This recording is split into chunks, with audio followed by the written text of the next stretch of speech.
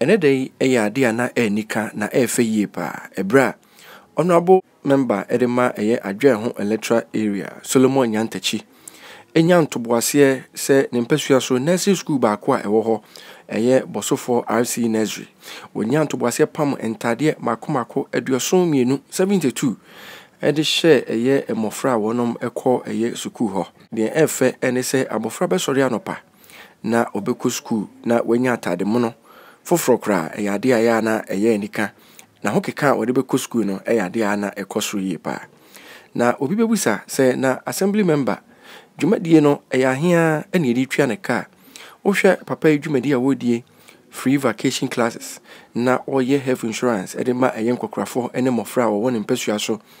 afenso so eye dwumadie ahoduo pi ana wodi ede ma eye ne mpasua so fo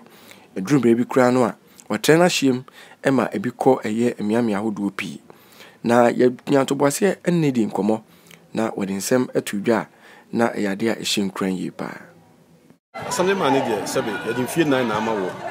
fie na de mawa fie da ye to aba na mawa ye so kopem se fie nan be so wadwuma no guso awo ye na wani abresa wo be adwuma ne yesu a na ye wo so hwe every sector bi a ye sensitive se wo de oni hwe apomudin a ye health insurance ye se wo de oni hwe ngumasua ye ngumasua ya na mo hu bi sesi ye free vacation class de ye da end of term exams ye fa ho kan ma akora bi antia hwe eye moko e fa ho kan ma akora bi antia hwe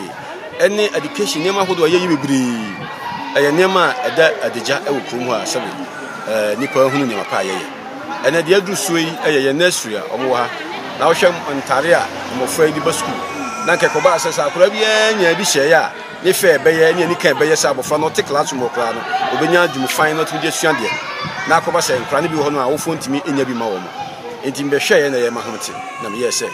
de ye bo mo ye mpanimfo kakra no mo ye nketo pa ya oni be gi school ho no de ne be ya o mo ni be kam o mo to sua de ene ko ba se e wo se me fa sa kwan ni so na mo fra be aduoson mienu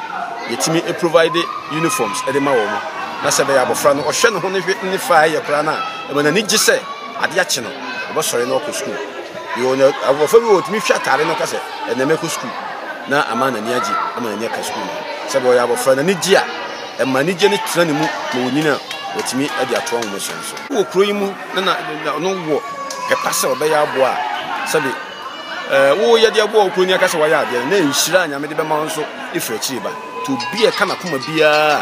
e je na se ono so nya bi mu no any sector wo so no so bo na ono so timi ade abo a o manfo no